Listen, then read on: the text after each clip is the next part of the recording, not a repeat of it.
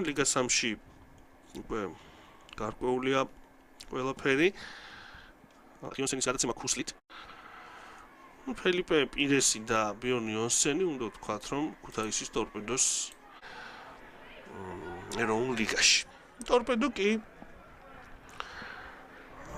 კვლავ აგრძელებს, ასე ვთქვათ, ამ შესანიშნავ სერიას და რეალურად ამ სეზონის, ამ წლის გათამაშება ალბათ თუ თლაც საუკეთესო არა, ერთ-ერთი საუკეთესო ნამდვილად იყო და რთული ალბათ. თუ ჯერ ძალიან ახლოს ვართ ამ ყოველივესთან, რომ გარკვეული ენერგიების ბალანსი შეიწირა, ასე ვთქვათ, შედარებით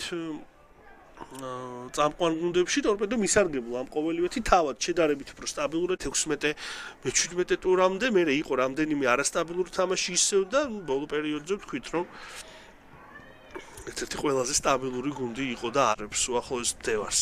აქვს 21 გატანილი გოლი და თავის მხრივ ვლადიმერ მამუჩაშვილი გაუთანა ტორპედოსთვის მესამე ამ შეხვედრაში. ხო და პაპავა უდაო ლიდერია გუნდისა. პარალელურადაც დამატებული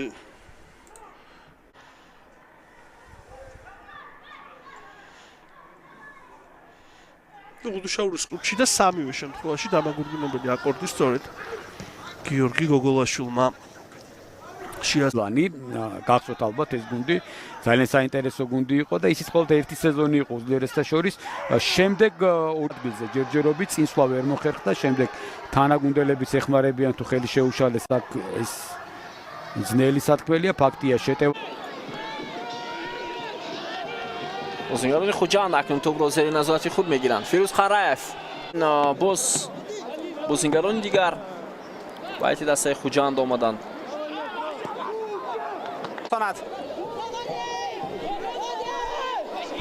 ба мисли оғози қисми аввал дар нимаи дуввумам футболбозони дастаи Регарта аз бозиро оромтар оғоз мекунанд ин ҳамлаи навбати Исломбек Исоқҷонов дида истода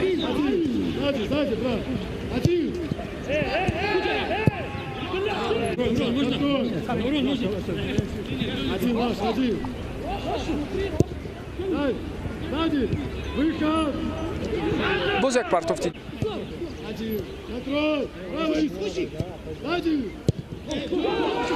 خب با پرسینگی بلند میروند فوتبالبازان ارتش اما از این حالت برآمده ایستادند بازیگران مهمان سال اخیر به فعالیت مربیگی داشت او از موسم 1997-98 وقتی جان نشان بوزوتا و خورشید تیمور جورایف موسم گذشته اسد ذخیروی زیاد با میدان میبرمدن حتی یک مدت پرویز بود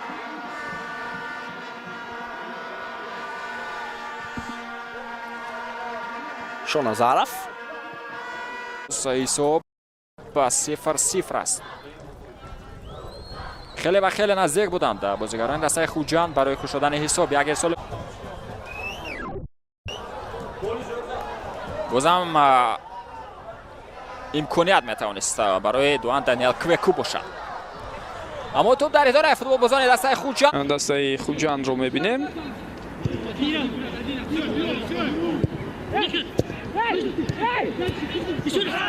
و بوسن زایم کیوس در سینه 8 جدول امسالی تکرار کنند اما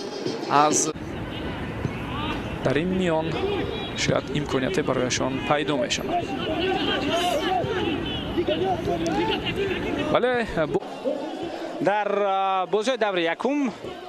یعنی تنها دو دور پیش از این معلوم است که گفتنمان ممکن است که هر دو این دسته ها فرصت زیادی گلزنی رو در رفته رقابت به وجود آوردن اما این تیم البته حالا خلاصه‌های جدی برآوردن از اونه که نتیجه ها چی میشوند در آخر بر وقت است چون امکانیت است جهانگیر سفر از توپ را به داخل جریمه پرتافت ولی اونجا هیچ کس نتوانست توپ را بگیرد پس واقعی حمله دسته خوجان رو حالا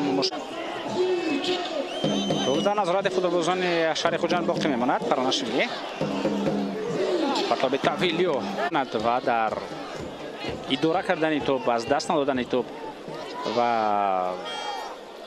چند از روی برطرف کردن این حالت برآمدند ضربه با فایده کار اون میشد که اگر دسته طرفشان توسط کنار چپ حمله نگرداند یوان انجلکوویچ و نفی دسته خوجان دوران نرگاشف اولین شده به تو رسید دو دفاعگر مرکزی دسته خوجان به یگان لاشا پراناشویلی زمینی پاس رو دقیق این کار رو انجام میدهد و در بین دو دفاعگری مرکزی قرار میگیرد لاشا پراناشویلی به ما نشان داشت که توپ رو بسیار تری داره میکنند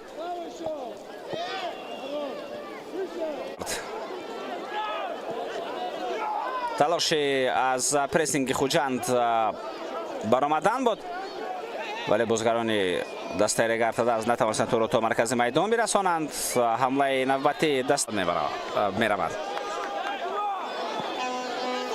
با داخل در سطح مدونی حمله هست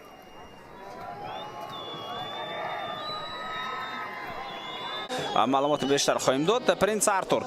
دوستان عزیز وارد میدان میگردد ناظم باباجان فالو با توپ فرصت البته است تا هنوز وقت است برای یک گل زدن چه برای خوجان چه برای رگارتاداز آغاز کنند حالا حمله اونها تو به خط حمله هم رفت حمله های هر دو دسته حالا زیادتر شده ایستاده است مثل تو با کنار Davronjon Ergashev بازم با کنار چپ توپ روان کرده می شود امروز در آغاز این رقابت علیشر گرفته شد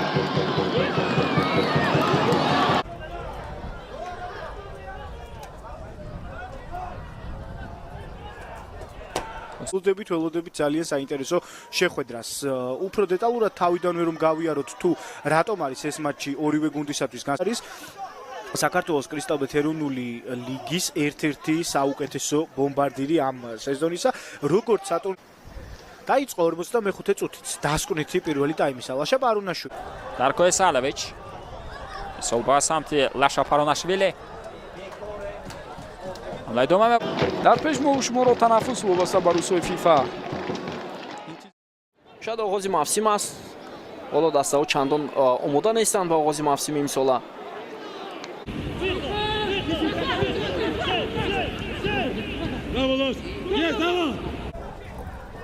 Rodur Abduvaliev Думаю, حمله دسته پرواز پس با دوان دانیل کویکو پوگجی خیلی عالی اینجا سرعت گرفت و توپ از برده بود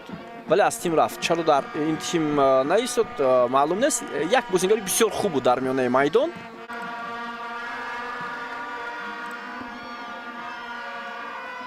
حالا مبارزه بازیگران دسته خوجند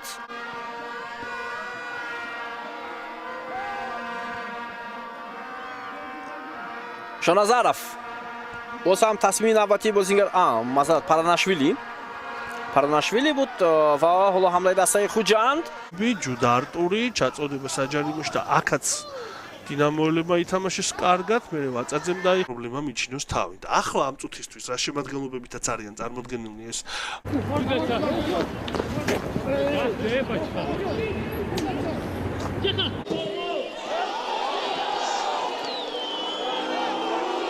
هجوم نوبتی دسته ایسترفشان گل رشته به حمله میگذارند پرتاب به خط هجوم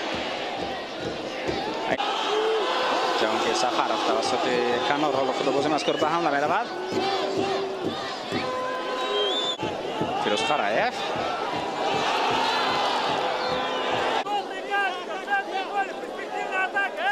و حالا حتی دسته پرتاب به مرکز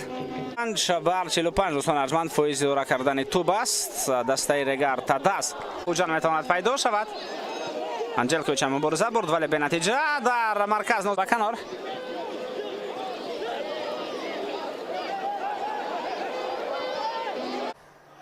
ეხლა უკვე საჯი გვაჩვენებს რამდენია დამატებული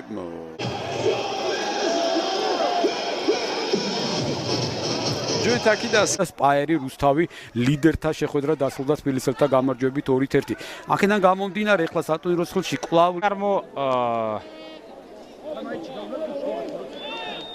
در مجموع روز 4 اپریل گذران در نقشه از 12 تا 14 ایون بازی‌های دبیر 11